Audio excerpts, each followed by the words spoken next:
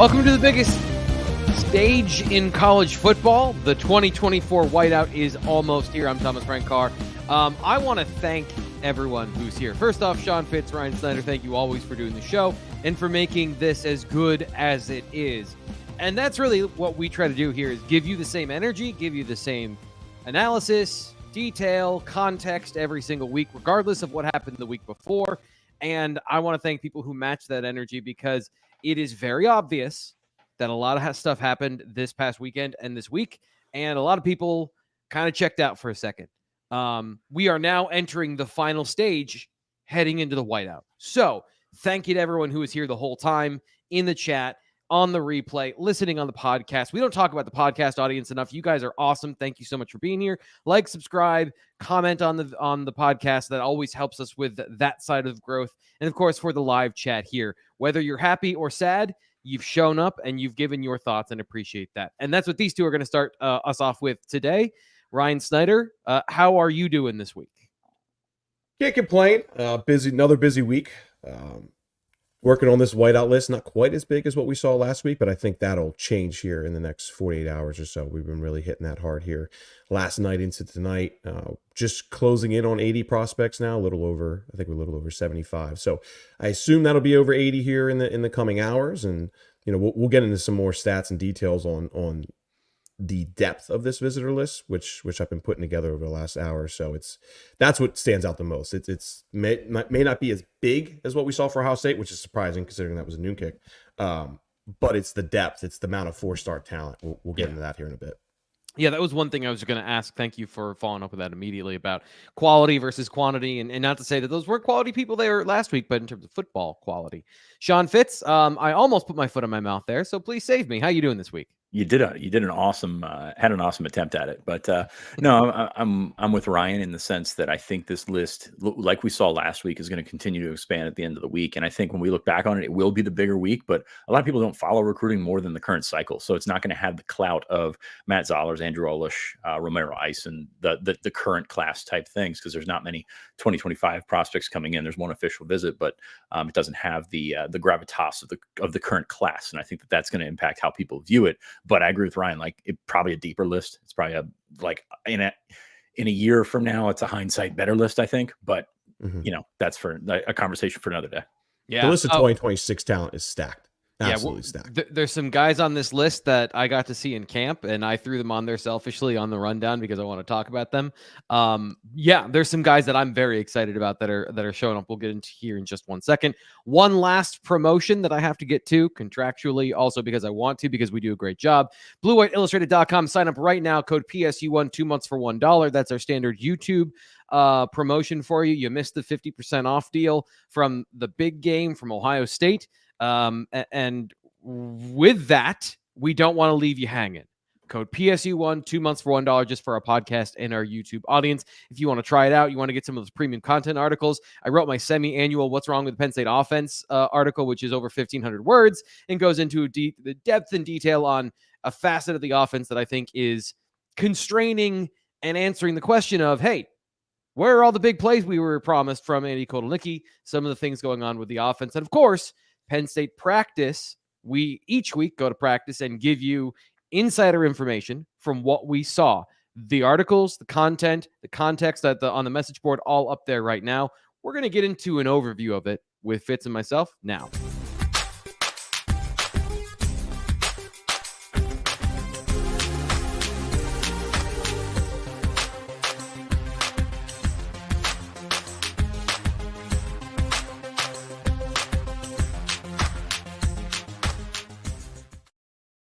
As always, Fitz, as the star guest of the show, you get to go first in these situations. Or how about this? You have won the coin toss. Wow, I just glitched hard. You can elect to defer to the second half if you prefer. I always prefer to defer, but I will start talking defense because it's probably the most newsworthy item last night. We saw Keon Wiley back at practice, and Keon got hurt early in spring ball. This is a guy that they were relying on to sort of be in that role that we've seen Tamir Robinson occupy, but also not play. So you would have a little bit of a different linebacker rotation if Keon Wiley were in there. We saw Wiley last night. He went through some drills with the defensive ends when we got there, and then he switched to back to the linebackers. James Franklin said he's still a linebacker. But if you know Keon Wiley's background, you know his ability off the edge is probably his best quality. He had a couple of sacks last year in very limited time. Yeah. So he's a guy that can get after the passer. So if you're, you're hedging a little bit on terms of the depth that you have at defensive end, eventually he might be a guy that you can throw out there in a situational aspect, like a Granville, like a Jalen Harvey, something like that. It's probably along the same lines, but a little bit more experienced. So Keon Wiley, great to see him back. I mean, it's nobody wants an injury to happen, especially that time of your career when you're starting to blossom and eventually be a guy that can compete for a starting job. Definitely be in the two deep. I think he was playing all three positions when we saw him in the spring, and then all of a sudden just gone. So that's that is a big part, an overlooked part of this defense that they've been missing this year. I just want to provide a little bit of context of, obviously you were over there, I was with the offense, but they have pivoted to having this 5-man front in the defense. So I think what maybe we saw yesterday was them practicing having the linebackers walked up over the edge and having a 3-down line and 5-man front and having that particular part of the defense working on that they've implemented over the last couple of weeks. They haven't done it a lot because situationally it also didn't work super great. But I do think that might have been part of the conversation of they've had Tony Rojas and Kobe King lined up at outside linebacker in this defense that they've worked on over the last couple of weeks. Yeah, it's about playing to strengths and versatility. And I think that Wiley's strengths, getting after the quarterback, are definitely in that. He's not going to be Abdul Carter and throw that sort of thing at you, but he can get to the quarterback. He showed that in the past. So I think that's important there. And just to get him back, I mean, you look at the injuries that they've suffered, well documented, of course, but you're looking at him. We saw Caden Saunders at practice last night. So, maybe getting back into that cycle where you get a couple of these guys back for the stretch run. Not sure how big of an impact they would have. And Wiley, I don't think they're throwing him out there for anything hard contact or anything like that. But just every step that you can get for those guys that are coming back from injury is definitely good. Yeah. I've learned the hard way that participation in practice does not mean participation in the game necessarily. It's not a one-to-one correlation. I know Dennis Sutton was out there, and James Franklin talked about him post-practice. Your observations of that situation? Yeah, he only played a few snaps last week, mostly in third down situations. So situational pass rusher. If you've got a groin injury, or if you've ever had a groin injury, you know that those are tricky. Like there's not a situation where you can just, either go full or go home. Like there's a little bit of wiggle room there. So he used that last week to play in down and distance situations. And, I think you're just sort of time is the ultimate healer here. Like you need more time to get back from that. And I think we'll see more of him this week, even though I would not call him 100% just based on the way that we saw him move on Wednesday night.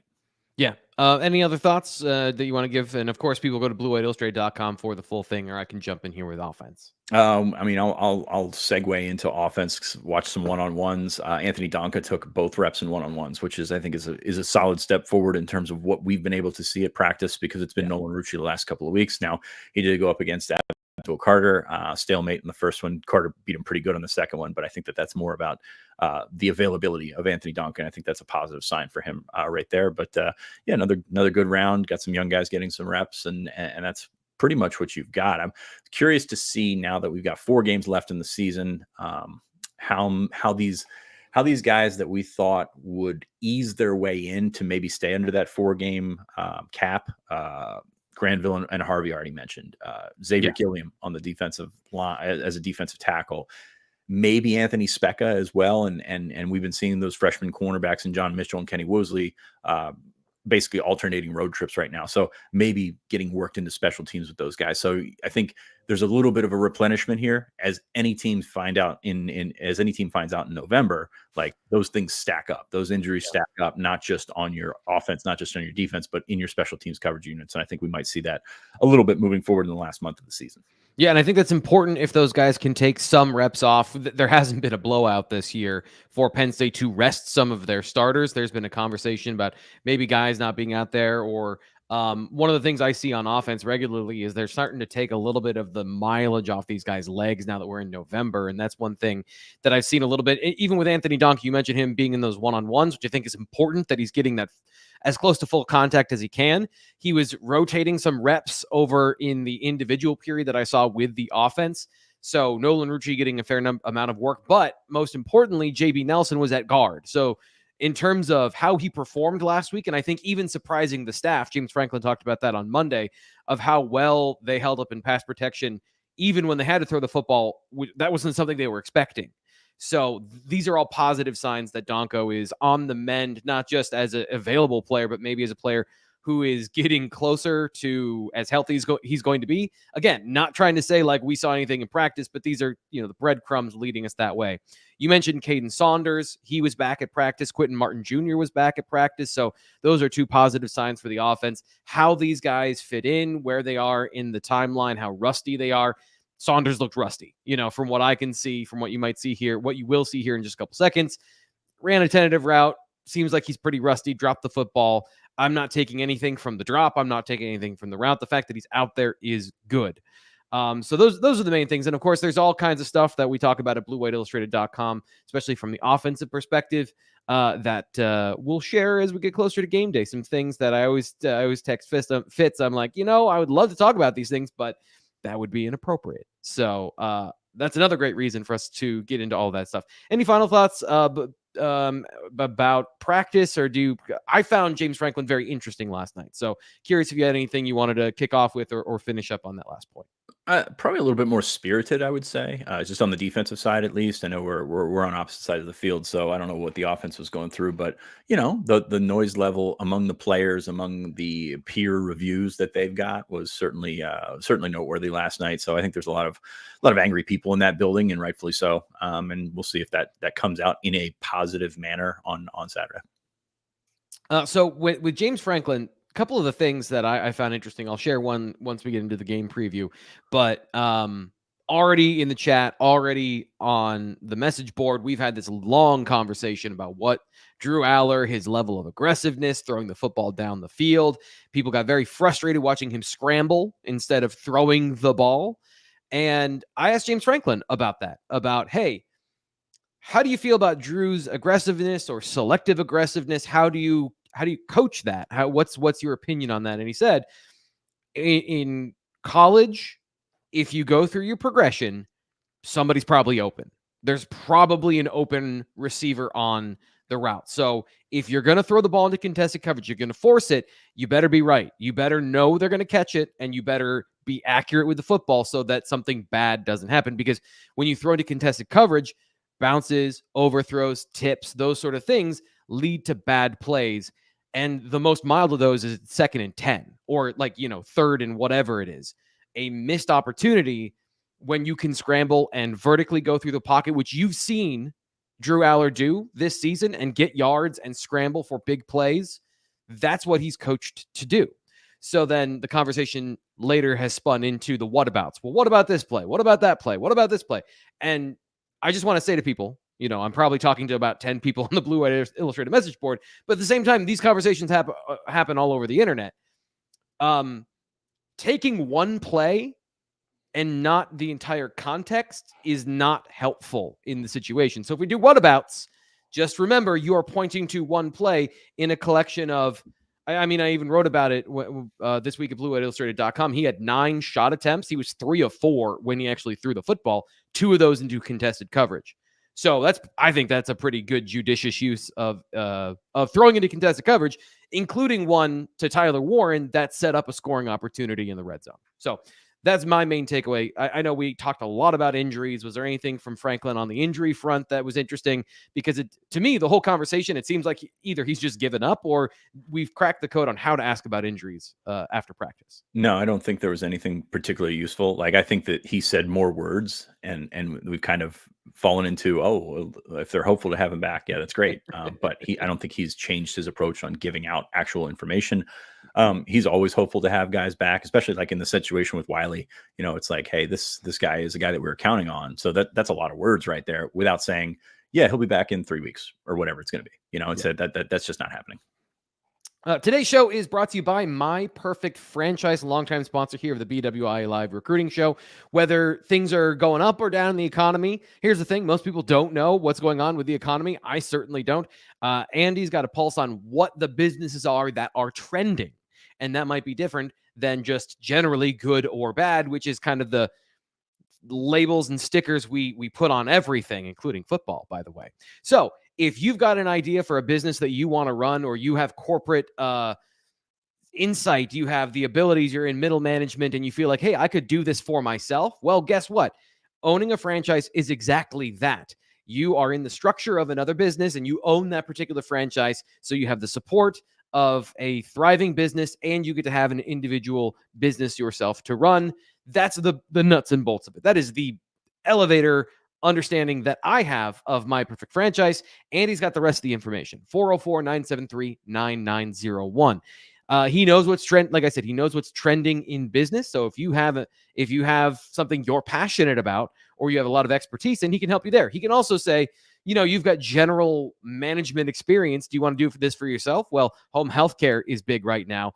Healthcare in general, men's health, all of these things, men's fitness.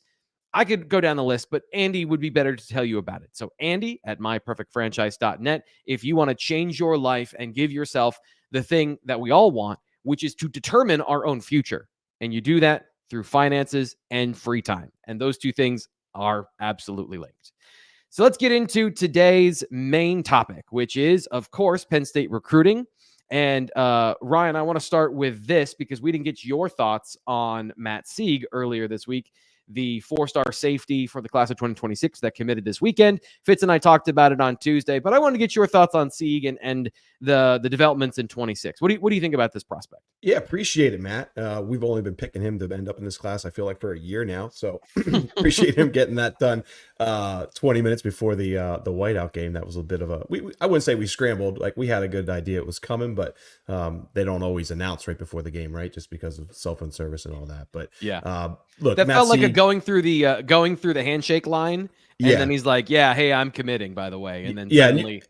We saw the celebration down there. I mean, Sieg came out and talked to James, and then James went out of his way to make sure he introduced Sieg to all the other committee guys in the 2025, 2026 class. So we had a pretty good idea what was coming there as soon as we saw that. But just a playmaker, man. I mean, if you watch his highlights, right, I mean, you're going to see a lot more of Matt Sieg on offense. I appreciate you cutting his secondary film there, T. Frank. But this is a guy who has over 7,000 yards now in 3 seasons. And oh, by the way, this year has kind of got derailed a little bit with a broken thumb. I mean, I think he has, last time I checked, he was maybe closing in on 1,000 yards for this year, but it was 3,800 last year and over 3,000 total yards as a freshman. So just a guy who does everything. Of course, he is playing 1A football, and he is a true Division I athlete. There's no, you look at Matt Sieg.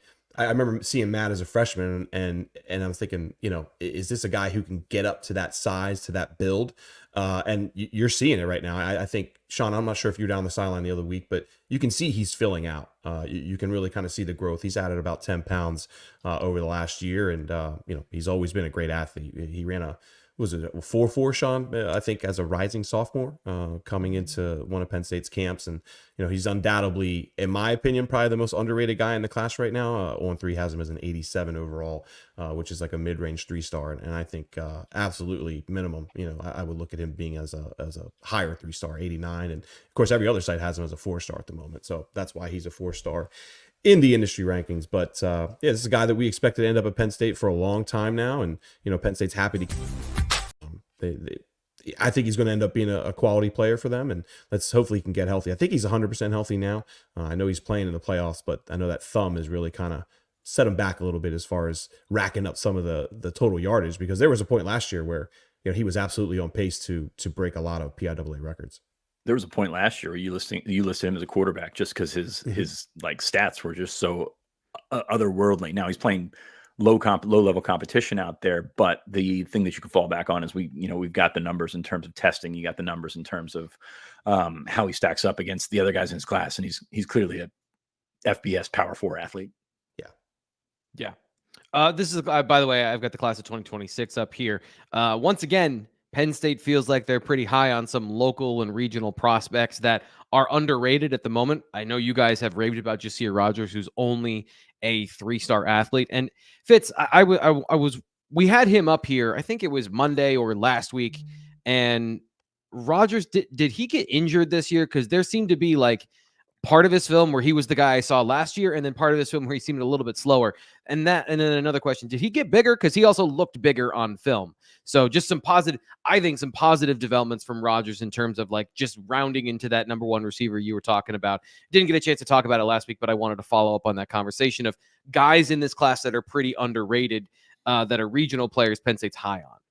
Yeah, I mean, I think Rodgers leads the way. I know Ryan said he would go with Sieg, but Rodgers is now, to clarify one thing, Rodgers is now a part of the on 300 too. That's how I was looking at it as far as rankings go. Absolutely, like he's a 3-star in the industry, and that's going to change. That's going to change. 3 specific. I got it. Well, I was just specifically with Sieg, just to clarify. I mean, like, first off, all these guys are 4 stars, or all but 1 or 2 of them are 4 stars in the industry rankings, and I give credit to Charles and obviously the work that Sean and I've done to get the information out there on who Jasir Rodgers is, and that's why he's in the on 300 now, and I think other sites just have to catch up. Like, just Jasir Rodgers, I have no doubt in my mind, will continue moving up and will be a quality mid-range kind of 4-star player when it's all said and done.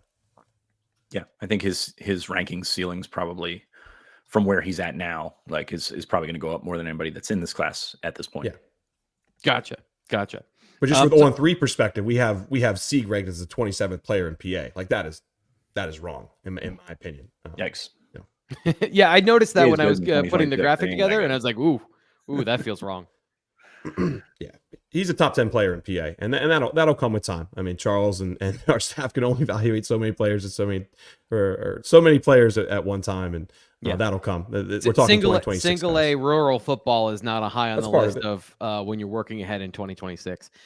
Fitz, you wrote an awesome article, a series of articles this week. January early enrollees, especially after the Ohio State game. Fans are desperate to know where the talent is coming from in the receiver room and the hope for next year. At least that was, I think, the knee-jerk reaction I saw from fans about that. So, of course, BlueWhiteIllustrated.com to get the full thing. You broke it into offense and defense. Are there a couple of things and nuggets you want to share from that, or where do you want to go with that particular assessment once you did the legwork of figuring it out and finding out that information? Aside from the kick in the teeth of there's no real like bona fide guy that's going to step in and have an impact out of that group, and it's a big group. No, not really. I mean, you look at receiver. So this sort of came about. Somebody on the board asked us about which receivers were enrolling early, and I was like, yeah, we have partial information on that. Let me get some full information on that. So we got some full information on that, and they're getting some some new blood into the program as January enrollees. But that's such a big so guys like Ryan Williams, guys like Nick Marsh are sort of breaking brains here in the fact that not everybody's going to not remotely anybody's going to do that. Yeah. Like, these are different kind of freshmen that are in different kind of situations. And I just don't see that with Penn State. Now, Matthew Otten's going to come in January. I'm a big Matthew Otten fan. We talked about this on the show earlier this week, T. Frank. I'm curious where he stands in terms of the raw skills that are very good and the playmaking skills that are very good versus what he needs to do as a receiver to get open. And I think there's 2 different conversations there. I think some people just want to say, hey, get Tyseer Denmark in the game and it'll naturally happen. But I don't think that's the case. And we haven't seen that be the case for years now. I think Parker Washington, probably the last Penn State freshman to sort of take on a bigger role, like a more than just a 4th or 5th guy type of role. And I think he was a special talent. He's an NFL guy now. So that's kind of the sharp edge of the double-edged sword there is like, it doesn't happen very often. And I'm looking at this class right now and saying, I'm not sure that, I mean, they're good prospects, don't get me wrong, but I'm not sure that they're guys that are going to come upset the room right now. That's probably going to have to come from the transfer portal. Yeah. I think that, and this is something I was thinking about today. I don't know that he would do anything different, but the loss of Peter Gonzalez, who at least had the physical side pretty close when he came into camp, and then the mental side, he's a guy whose dad is a former NFL quarterback. I do think that has an impact on the hope that Penn State fans have for this year. There was a lot of projection with him, but in terms of a guy that has the tools and would give you a little bit of the spark of, hey, down the stretch, that has been kind of forgotten about so far this year. And the focus has been solely on Tyseer Denmark, who we talked about coming into this year as the guy who needed time to physically develop, which has to happen typically in the off season. So just something I was thinking about today in this conversation. These aren't early enrollees by any means. These are just guys who are on campus and might give you some of that hope that I think you're looking for. Anything else, or do you want to get back to Ohio State recap, Fitz? Oh, great. More Ohio State recap. Well, Ryan had a lot of great conversations with prospects and maybe make people feel better about the loss of, okay, they lost to Ohio State. So recruiting wise is what you're asking for. Okay. Yes, recruiting wise. I thought we were going to dive back in, and I was like, no, they still got stopped at the goal line, man. I don't know what to so. Oh, don't worry. The chat wants to talk about it, and the internet is still rabid for, hey, why did Penn State lose? And tell me why I'm mad. That is still happening. But this is the other half of it is, as Fitz and I talked about it on Tuesday, how you felt about the game doesn't mean that's how recruits felt about the game. So somebody who talked to the recruits and could tell us more about it is Ryan Snyder.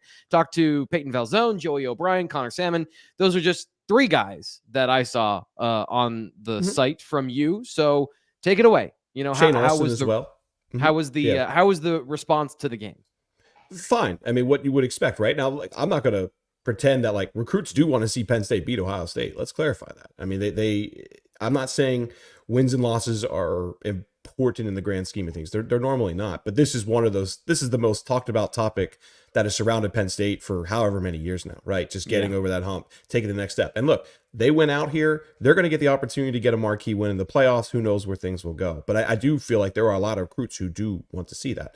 Now, at the same time, that atmosphere was incredible. Anyone who waited an hour and a half in traffic like I did knew that was going to be a great atmosphere to attend. And I think a lot of guys really enjoyed that. And as Penn State always does, you know, they do a great job of going out of their way, especially a couple hours before games, to interact with guys. And a lot of interactions happen after the game too. And that's not something that you see at a ton of other schools. Don't get me wrong, schools do, especially for these top guys that we're going to talk about here. But they do a really good job of just kind of making sure everything's good, having at least a couple minute conversations with so many of these top guys. And I think a lot of players do appreciate that. Connor Salmon, we'll start with, 4-star wide receiver out of Virginia. I think couple months ago, I felt like Penn State was in a great position with Salmon, and I still believe they're in a great position there. But I do kind of feel like his recruitment's going to drag out a bit. Sean, I think you would kind of agree with that. He's going to Notre Dame this weekend, been to Georgia, been to Clemson, been to a lot of other schools over the last couple months. And this feels like this will certainly be an official visit kind of recruitment to me. I think spring visits in obviously March and April will really help him narrow down that list. And Penn State is certainly on pace to get one of those official visits down the road. Absolute speed guy. He's done it on the track. He's done it in testing situations and all that. He flat out said that one of the main discussions he had with the staff was that they need his speed here, which is I think Penn State fans would probably agree with that. But sure-handed catcher too. He's not just a speed guy as well. He really is kind of an all-around wide receiver, and that's why he's being coveted by so many of these quality schools up and down the East Coast. So with Salmon, again, big takeaway. I felt like at one point that maybe he could be a guy who would kind of maybe make an earlier decision. Not saying this fall, but maybe, February, March kind of guy. I kind of get the vibe more that that's going to drag out a little bit just because of the depth and quality of schools that are in the mix now. Going over to Peyton Valzone, obviously out of Nazareth, plays quarterback, camped at Penn State back in the summer. And Penn State had him catching routes that day. I forget, Sean, who was the wide receiver they had him catch, or who was the quarterback? Do you remember? They had him catch Brady Edmonds, 2027. Yeah. I think he's number 2 in the country. Yeah, he's elite. So that kind of gave us the vibe that Penn State likes him as a tight end. We still kind of get that vibe that Penn State loves his athleticism at that position. 6'5", 200. Look, I mean, if you just look at his testing numbers, you compare him to Luke Reynolds, you compare him to Andrew Rappleyea, like there are a lot of similarities there. And I do kind of feel like that's the end goal. At the same time, he's committed to play quarterback. He wants to play quarterback, and Penn State is going to recruit him as a quarterback here moving forward. Sean, I'll throw it to you quick because I think you have some thoughts on it, but Valzone's just going to be an interesting guy to watch. I'm going to jump in after him too, after watching this. I have more facial expressions than words. I've seen him a couple times live. Big arm, really, really athletic. I don't know that I see a quarterback at the next level there. And hey, if that's what you got to do to recruit him, that's great. Be upfront with him, I think is the number one thing.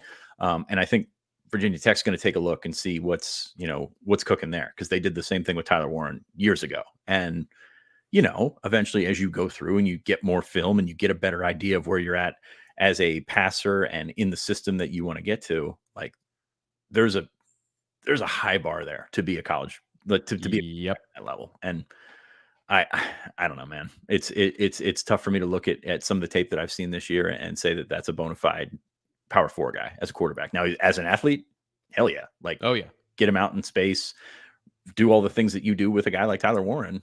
That makes a lot of sense to me, but maybe I'm biased there. Yeah. So I got a chance just to watch that throw right there. That throw right Great there throw. that you just saw on the YouTube channel.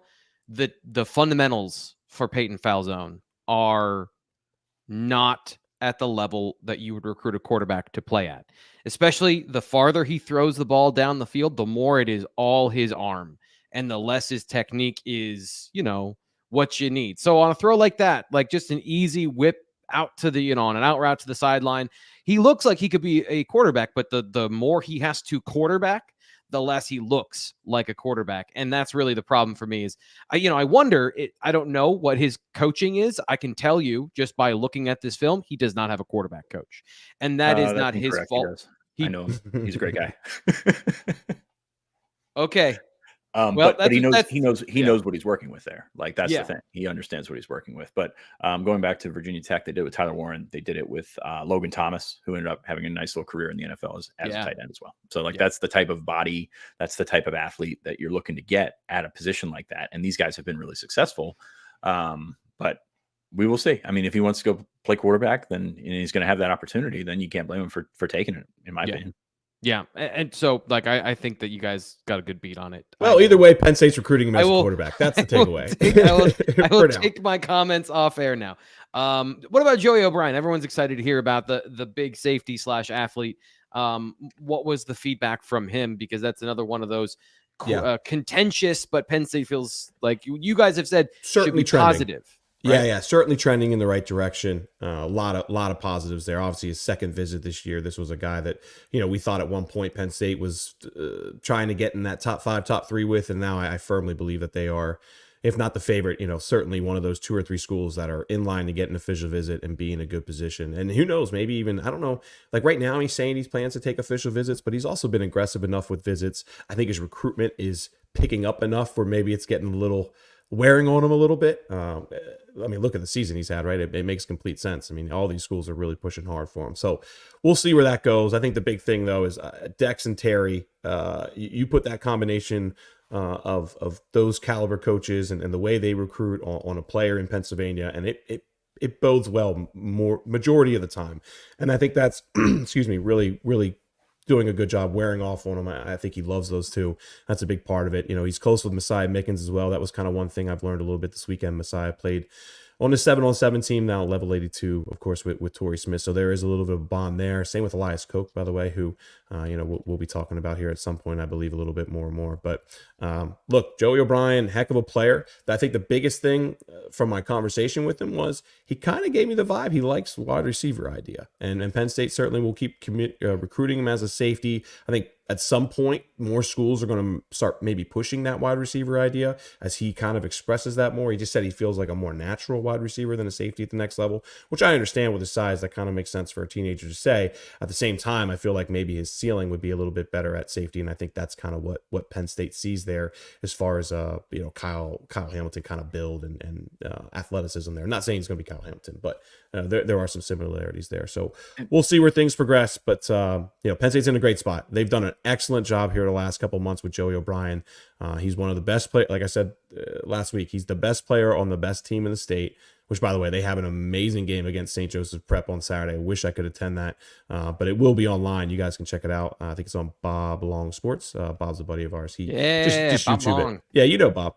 They broadcast all the LaSalle games, and if you're sitting around at 1:00 on Saturday, there is no better game to watch Pennsylvania wise, because they are the number 1 and number 2 ranked schools, which is kind of stinks the way the playoff system works, because one of them is going to get eliminated, and honestly, both of them could end up in the finals again if it was kind of the bracket was a little bit different. But big Joey O'Brien fan. I think Penn State's trending in the right direction. Awesome kid. And we will see where things progress. But I think once his season wraps up, I think he's going to really try and narrow things down a bit, and the spring will tell us a lot.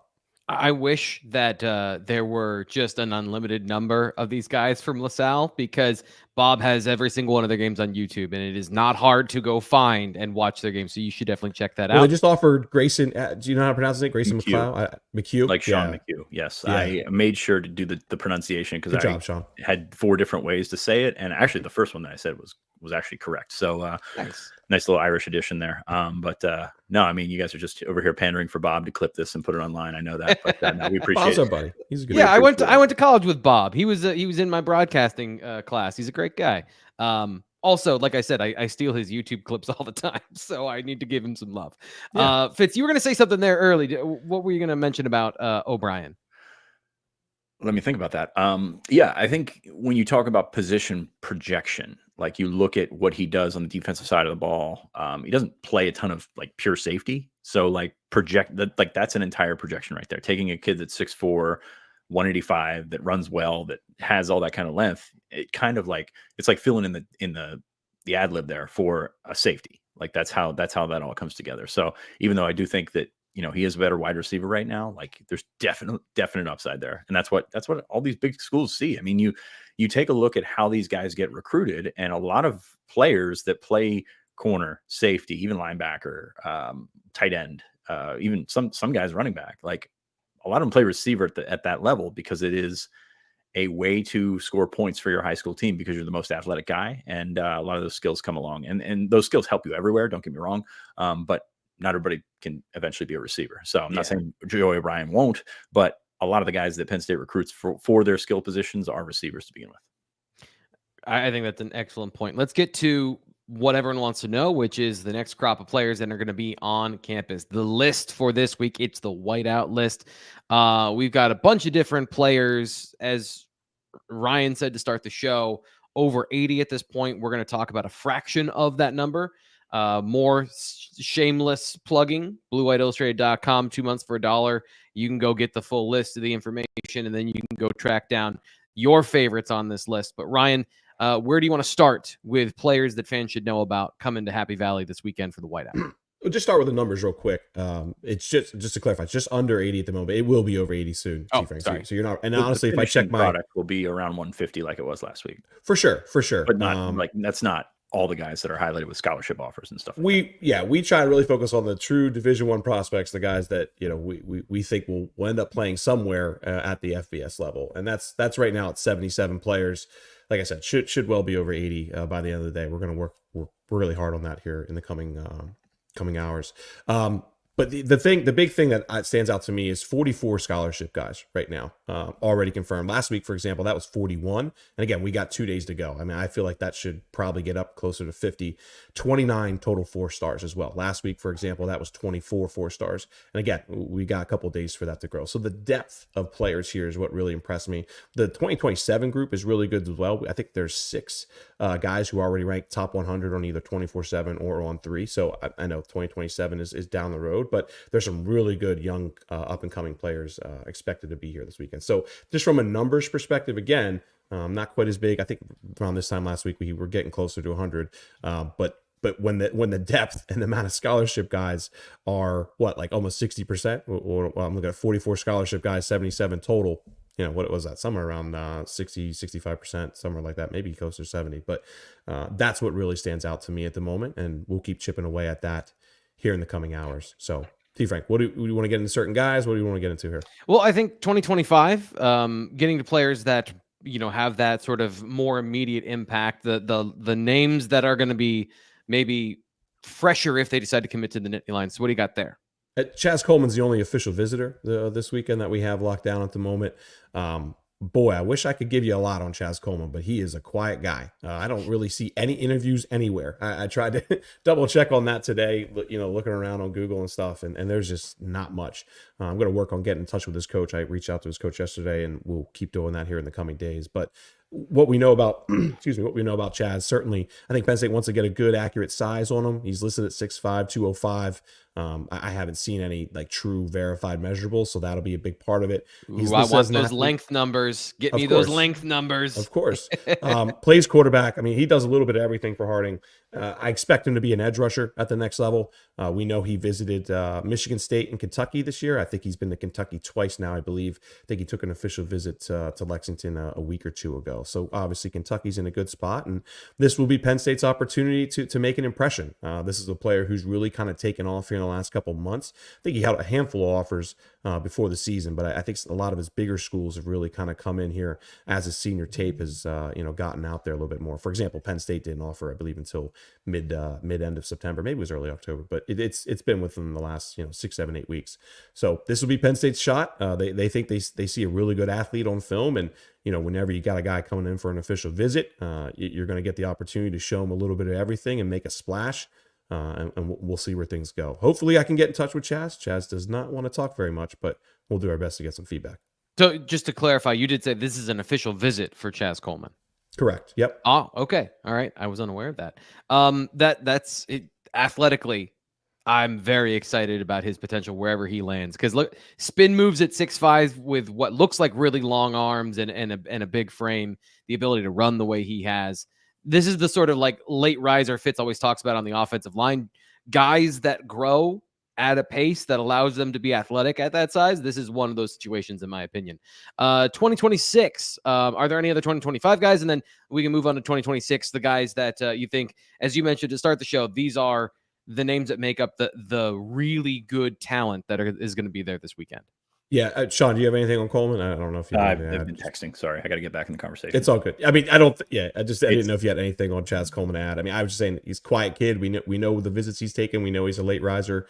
Looks like he has great length, and Penn State will be hopefully trying to get some accurate measurables there and see where things go. But from an athletic perspective, his film pops. Yeah, he's really athletic. He's one of those high end, high ceiling type pass rushers. He's a high school quarterback. So I like that, like in terms of like knowing the game and knowing how those things come about. I'm with T Frank. I want the length numbers. I want the actual size numbers and things like that, but he pops pretty well. I don't think Zahir Mathis is coming to Penn State anymore. And I think that Coleman is the guy in the crosshairs right now for Deion Barnes. Agreed. So I've got a couple of guys that I saw at camp this summer that, in seeing them once or twice that I was excited that to see their names on the list, but I want to hear the guys that you think are important. So Ryan, 2026 players that you think are important this weekend. Well, there's 23 4-star 2026 guys, so this could take a little bit of time. I mean, we have 15 minutes roughly, and we got to get to game and preview and predictions. So. I like Nick Abrams a lot, linebacker out of McDonough. I know you do too, T. Frank. Yep. Last week I went down there to see him against Concordia Prep a couple weeks ago, and Concordia Prep doesn't do a whole lot of passing. It was really just a lot of wildcat offense, but like we've talked about before, just a smart player, never really caught out of position, certainly physical. Didn't really get to see him a whole lot in pass coverage, and that was one thing I was hoping to see. But another guy with really long arms, and it shows all the athleticism and all the kind of traits that you really want to see there. That was one of his best plays in that game, actually. But here he is, right? Penn State gets on him, offers him before any other school. He comes up to the whiteout camp, does a great job, and I think he's closing in on a dozen or so offers now. So this is another McDonough guy that really is taken off. It's not a Brandon Finney situation where I think he's going to be a top 50 or so prospect at the end of the day, but another guy that Penn State saw early, because they have those connections, got on him early, and they'll certainly be one of the top schools down the road. Wear long those white arm sleeves. If you have moderately long arms on film, makes you look like just huge, like you see here on film from Nick Abrams. Totally just a random observation I've had. Fitz, is there anybody you want to highlight here? Do you want to add anything? Not particularly. Some more in-state guys coming back. 2026 Jackson Ford, I saw he tweeted he's coming back, so that's good. In terms of the defensive line, I think that's going to be a big emphasis in the class of 2026. You've got some interior guys. Cam Brickell's coming back. Keyshawn Stansel, Ryan reported a couple weeks ago that he's coming back. That to me is a guy that is just going to continue to go arrow up for as long as this recruitment's going to go. He's just a very, very athletic, good side. Like he's one of those guys that's probably going to decide from a group that includes like Georgia. So like that's the level of prospect we're talking about here. So not crazy about 2026 rankings so far. You mentioned Matt Sieg is the number 27 player in Pennsylvania. Yeah, these rankings have a long way to go. So I'm excited to see this defensive line group. wide receiver group as well. If Messiah Hampton comes back, I think that's a big deal. We'll see how that goes. But yeah, just some of the positions that I know that Penn State fans are looking to, looking for some help. There's some good prospects coming this weekend. The tight end position. That's the one I wanted to get to, because you're looking at Kendra Harrison, the top tight end, 5-star kid, really, really awesome prospect. Also has a Penn State basketball offer, which it's funny because I think he's got a lot of basketball offers that came from football staffs. Like, if you think about that for a second, he wants to play basketball at the next level. He's got a North Carolina basketball offer, but like, if he's a basketball prospect on his own, is he playing at North Carolina? Probably not, but there's some help there. And the scholarship counts against the football number. Not that really number matters anymore, but you look there, you've got Max Sutter coming in as well. He's probably a top 3 tight end target for Penn State as well. Yes. So like, Ty Howell's going to have some really, really good prospects on hand this weekend.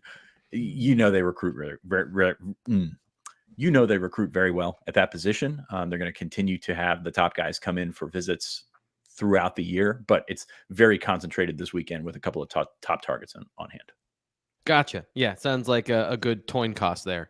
Yeah. Let me add real quick. I mean, so put it this way: Ty Howell was trying to go see Kendra Harrison back whenever the first bye week was, back in September, and Kendra just transferred then. I remember he was at Providence Day, he transferred back to his hometown school, and when Ty and all them, from what I understand, learned about that situation, the next guy up on that was Max Sutter. So I would absolutely have Max Sutter's top 3 right now. I think JC Anderson, who won't be here this weekend, is up there, but there's some other guys too. Like, I was just thinking about this. I didn't include Lincoln Keys in that 4-star. I mean, he's technically a 4-star in the industry rankings. He doesn't have an offer at the moment, but the list of tight ends, man, they've got like 4 or 5 coming in that all have that frame. I'm not sure on athleticism numbers and all that for all those guys, but they certainly, I wouldn't be shocked if another tight end offer or 2 goes out this weekend, unless they, feel really good about a certain guy or 2. But getting Sutter back is massive, because he was here in the spring. They really wanted to get him back in the summer. He wasn't able to make it. And I would absolutely have him as one of Ty Howell's top 2 or 3 guys, without a doubt. All right. Well, we've got a couple minutes left in the show. Time to get to the game and talk about. Can I mention Luke Waffle quick? We didn't mention Luke Waffle. Dude, he had a hell of a season at the Hunt School. Did you see any of his stats, Sean? 18 tackles for loss, 8 sacks, 53 tackles as an edge. Good football family right there. Yeah. Yes. Yeah. His brother, of course, goes to Michigan. So we'll see where things go. But they are getting him back on campus this weekend, and he's another guy that I think is really high on Deion Barnes's defensive edge board. So D-line, we didn't even talk about the O-line. First off, there's like 6 4-star offensive linemen coming this weekend as well. We can get it. I'm going to do a preview later for subscribers, but I mean, when you look at some of these groups, tight end, O-line, D-line, they all really pop as far as the amount of quality guys coming this weekend. And that is my fault that we didn't get to more of that, because we had many good topics early in the show. Let's talk about the game and get your thoughts on where this goes. It is the Whiteout 2024. People in the chat are still mad about the Peacock thing. I am with you on that in terms of how you feel about this being. I only warned you guys like in May that was a chance, but So anyway, another reason you should be on the message board talking to Ryan, because he's got a beat on all of these television things as we lead up into the 2024 season, and then of course when we get closer to game day. But on the field, we have our predictions coming up here at the end. But Fitz, what do you think about Washington? I think there's a certain contingent of people that are just, they don't know about Washington. And when you don't know about something, you're like, I don't know, watch out for this team. And then there's another contingent of people that say, yeah, they lost everybody, they're not any good. As always, the answer is somewhere in between. What did you find studying them this week? The answer's mostly at home. Like, this is a team that's been good at home. They've been, I wouldn't say short of terrible on the road. Like, they gave up 40 points to Iowa on the road. 40 points to Iowa in one game. Yeah, I mean, I think there's talent there. I think it's a typical team that's been picked apart by the portal, by the coaching changes and things like that. But to their credit, I think they've really responded very well. Like that Jed Fish has them playing, I think, probably as well as you can hope in that point. They beat Michigan, of course. Michigan probably not as diverse in the offensive attack as a lot of the teams that they play, but they got a good win over USC. How many times am I going to say that? Good win over USC. Everybody's getting over USC apparently, including Penn State. But no, I think it's very Jekyll and Hyde. They've got some good numbers, but at the same time, the home road split is tough to get over, especially when you're going to a whiteout at night at Penn State. Yeah, Ryan, what do you think about Washington and what you saw from them, either from the data or what you saw of them leading into the game? Certainly have been picked apart with some injuries, but or excuse me, transfers and all that stuff from last year. But there are certainly some quality players. I think Jonah Coleman is a quality back, averaging like 6 yards per carry right now, somewhere along those lines. And they're two wide receivers. I mean, is it Denzel Boston and Giles Jackson? T. Frank, I'm not sure if you. Boston, just from what I saw, Boston and then the tight end are the two players that I think have the most potential to hurt Penn State. But yes, they do have two receivers that are very productive. Boston is the first one. They're very like short route slant heavy, from what I understand, which is, it kind of reminds me of that Bowling Green game. It was that, I don't know if that's fair to say, but that felt like that's kind of how Bowling Green picked Penn State apart a little bit. So I'd be curious, like for Penn State's linebackers, for example, like you gotta. Open field tackling is going to be massive this week, from what I see. You got to keep those slants limited to 4, 5, 6 yards, and can't be giving away 13 plus yards. Kind of explosive plays, all that. So to me, that's the big thing as far as containing Washington's offense. But Washington's offense, like they feel like they drive the ball well, but they don't convert. I don't know exactly what their red zone efficiency is and some of those things, but it feels like a team that can move the ball, but this, for some reason or another, when they get in the opponent's 40, they're not able to punch it in as much as they would like to. Just from I've only seen them play, I think, live twice, but just kind of reading stats and things like that. So that's the big takeaways for me. I mean, this is a game Penn State should be able to win, but there's a lot of other things too. We'll get into it when we talk predictions that stand out to me. Yeah, the main thing, and I talked about this early in the show, I asked James Franklin, and the phrasing of the question, I'm glad he said what he did, because this is what I was thinking. When you're playing a team that has strong NFL tendencies in college, is that harder or easier for you to prepare and to play? Because NFL tendencies and schemes are not accounting for the field boundary split as much that you have in college. And James talked about everybody has NFL tendencies now because everyone is learning and the games are getting a little bit closer, but that fundamental part of the field is different is really important. And I've watched more of their defense and their offense, truthfully, at this point. And I'm going to be finishing up my preview this week. But that defense, to me, there are opportunities for Penn State's offense they didn't have last week, and they haven't had for a while, because they run New England style, Bill Belichick, Steve Belichick defense, cover 1, cover 3, and it's not like they have Ohio State's defensive backs. They're good, but they are not necessarily Caleb Downs. No one has Ohio State's defensive backs. Right, and clarify that. And they have not played a quarterback like Drew Aller. They've not played a quarterback that can read the full field, that can throw the ball consistently, that isn't a shell of himself like Miller Moss was right before he got benched. I think this is a game where Drew Aller, if everything hits right, can go off, because they also don't have a pass rush. New England never had a strong pass rush. They did it by design and by numbers, and in college, you just don't have the same level of talent consistently across the board. Offensively, what I have seen so far is they remind me a little bit of Illinois. Quarterback is good. Like, he can make good reads, man coverage, throw the football, the slants, everything you talked about. But when you force him to quarterback and to do the next thing, that's where he tends to make some mistakes. He tends to throw the ball to the other team. When things get compressed, red zone, inside the 40 scoring territory, they can't rely on an offensive line that is big but not explosive. They move well. They're fluid. I think they're well coached, but I don't see dynamism from that front. So as long as Penn State doesn't get bullied size-wise, I think that their athleticism is good enough in those situations. So that's kind of my thumbnail of what I've seen so far.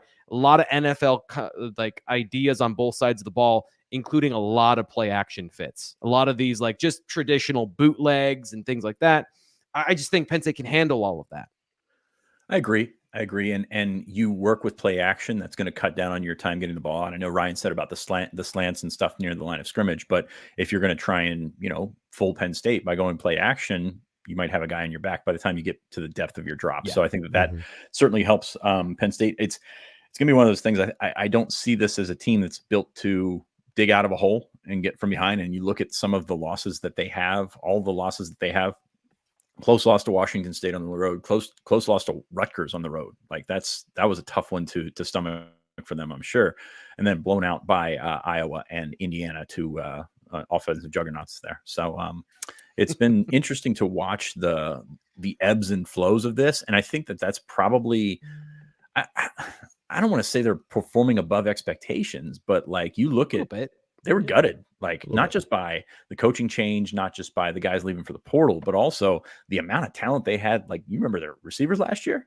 They were awesome. And Yeah. they've done a nice job of sort of backfilling that stuff. And they're not as explosive as they were going to be. They still have some really good talent there. But that's definitely how I see that one coming together. It's like you get into November, you're on a Big Ten travel roster. So you've got 70 some guys. So you're kind of, and not that 75 to 85 play, but you're kind of making choices here for special teams. You're doing all these things that have to cut down on your roster. And when you're not a deep team to begin with, I think that's something that can come back and bite you. Yeah. Nate in the chat says, and I think this is a very good point. Prevent chunk runs from Coleman and Penn State wins. 5'9", 230. He is a big boy. James Franklin pointed that out. Like that is a power back, but he is very good vision wise, and he is very good at bouncing and creating outside of space. And he's fast enough. I haven't watched enough to see like, is he superstar break tackles, big time play fast? But excuse me, I did not get that sense right away. Do either of you have a sense of that though, of like the threat that they possess or they pose for Penn State on the ground, which that's where I think they're trying to build their offense is run the ball and then take some shots. USC, their defensive secondary wasn't great. They were more aggressive than I've seen them in other games, but really it seems like the identity is to run the football. How do you think that plays out, Ryan, in terms of, Penn State's advantage or disadvantage? Without a doubt, I mean, the best run defense they played all year was Iowa, I believe. I mean, I didn't watch every second of that game, but I mean, they held them under 100 yards, and I think Penn State can do something similar. But to me, this is all about Penn State's offense more than what Penn State's defense will do. I mean, I feel pretty confident Penn State's defense can keep them under 17 points. To me, it's can Penn State's offense rebound after what they've been talked negatively for all week now. So to me, it's again, I'll just circle back to, I think this is all about Penn State's offense more than about Penn State's defense. Yeah. And everyone was ready to do that as well, right? Like all season has been like, what's wrong with the offense? What's wrong with the offense? What's wrong with the offense? And then suddenly it's like, well, we told you so. So it's been a year. It's been a 2-month plus process of that for the Penn State offense, which Fitz, I think that is, Ryan brings up a good point. That is a really important thing, is that the offense looks good in this game. So let's get into our game predictions and let's talk about what we think is going to happen for the Nittany Lions on the football field. I'll let you go first and give your score prediction and generally how you think the game will play out. Yeah, I think Washington can keep it close. I think this might be a situation where you find yourself in a UCLA type situation where, yes, there should be elements there, or should be avenues there where you can get big plays. There should be all this stuff, but we haven't really seen it come through. So I think that's tough to tough to handle if you're Penn State, because where have the points gone? Like, were the points there to begin with? I think that's, we see all this, the flashy stuff and the cool things when you open up against West Virginia, but how do you sustain that? And how do you improve on that? And it's been hit and miss. So I think that we might be in for another type of those games. I am frantically trying to figure out what my score prediction was. 27-16, which actually not far off from the UCLA game. Yeah. I don't know that you can look at this Penn State team and say that they're going to be able to put up a ton of points. There's like more opportunity there. I think there's just more space when you play against a defense that's not Ohio State. There's just more space here. So that helps Liam Clifford. That helps Khalil Dinkins. That helps those little throws, those digs across the middle that Drew is so good at throwing. Like the little extra window can make all the difference there. You got to go out, you got to finish. And just after last week, just not a ton of confidence in that offense, but 27 points is the new, 17 points. So we'll go with that. Ryan, what do you think? Well, they allowed 31 points to Indiana, 40 to Iowa, 24 Washington State. Those are all their losses. 21 to Rutgers. So my prediction, I think Penn State can get to 30 points. Now, with that said, I think it's going to be late that they get some of those points. I do think going into halftime, this will be closer than probably fans hope. And my main thing I'm wondering is, do we see that nervous energy that we sometimes see in Beaver Stadium, right? You're coming off the loss to Ohio State. Everyone's expecting you to make a playoff game. You got a couple games here that can be tricky. Obviously, they've done well against Maryland. Purdue's not anything special, but this game in Minnesota, these are their two ones that I think everybody's going to have circled. Is if there's going to be a slip up, it would be these two. So if the offense doesn't get out to a fast start? Is there that little bit of nervousness that we've seen sometimes in Beaver Stadium? And sometimes that does impact how these college kids play. So I do think Penn State kind of does what we've seen all year. Maybe a little bit of a slow start, takes it up a notch in the third quarter. We're talking about maybe a 13-10 kind of game, maybe in the end and a half, and then Penn State takes it in the second half and eventually covers. But I'll tell you this, I wouldn't bet the spread if you want to play this game this week. I think there's too many variables that would worry me from playing 13 points. They should simply run the pick 6 play for the third week in a row. That would really help them. I think that would help. Yeah, get that nice boost to start the game too. Maybe they helped last week early. Venga, former Washington commit. Maybe you're throwing the ball this week. Yeah. I'm going to speak it into existence. Revenge game. Yeah, no. Just don't put them in motion 4 times in a row. Yeah, I think so. That that just interesting that like James Franklin says a lot in those opening press conferences, and one of the things, he will not outright criticize any of his coaches until after they're gone. But he said, like, yeah, the heavy formation is great until you can't do anything with it because everyone's, stacking the box. And it's not just those plays necessarily that you saw at the goal line, but it's also in the middle of the field. Penn State is number 3 in the country in terms of 6-man offensive lines. It's 4 or 5 plays a game, but how do you use those opportunities elsewhere? This is how I feel about the game from what I think is possible. I have given Penn State too many points all season long. I've consistently done that because I believe in certain elements of the offense, even despite the evidence that it hasn't really worked out. Penn State should score 35 in this game. Amari Evans should be a big part of this game. They should be able to throw the ball to Tyler Warren. They should have plenty of room to run. Even in the style of man coverage they could play a lot of single high defense, cover 3, cover 1. From what I've seen, it is more of a predictable picture for Drew Aller. And if you give him a predictable picture, this dude can shred you, especially if you play cover 3. Andy Kotelnicki throwing the ball down the field against 3 safeties versus 4. That is more of a matchup advantage for Penn State. Will the run game get going? I don't think so. That's the thing, is that they play these big physical fronts that are designed for you not to run the football from a numbers and an alignment perspective. That being said, there are counters to that, literally running counter instead of zone. So there is an opportunity, if they can hit a run, that they could get back to being more synergistic on that side of the ball. I expect them to score 35 points. And if they don't, I feel like that is a missed opportunity. So are they going to? Probably not. Am I setting them up for failure by giving them 35 points? Probably. But that's where we are in the season. If you want to start showing progress, fix the things that are wrong, get to 35 against this defense, which should give you opportunities to do that. And doesn't Tyler Warren score like multiple times in every whiteout? Like, isn't that a thing? Like his whiteout stats are off the charts, right? Yeah. Going back a couple of years, right, like before he was a main part of the offense type thing. So just remember that. I think he'll be quite involved this week, and he'll have a little bit more breathing room, just like we mentioned with those other guys. All right. I appreciate everyone being here. We got to get going. Of course, we're not done.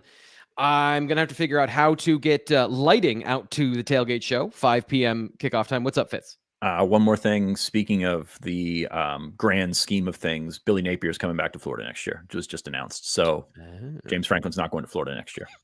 So. the ever-present perpetual rumor James Franklin is going to Florida. No Kirk Cignetti coming to Penn State. Did 40 write that this week? Somebody wrote that this week. But anyway. Oh, he's been going to every school in the Big Ten, right? Like everyone has been putting Kirk Cignetti with every other school. And everybody thinks he's 45 years old. So it's really interesting because he's 64. So yeah. Welcome to the world of having to pay your players, though. Like this Napier thing, like how much do you think that has to do with the fact that they got to cork out a lot of money to their players next year, and they sure don't want to cork out that big buyout and, $15, $16, $17 million of their players. Well, I just feel like that's something we're going to see change in the coming years, but time will tell. I misspoke. He's 63. Sorry. Oh, big difference there. Big difference. 19 instead of 20 years difference.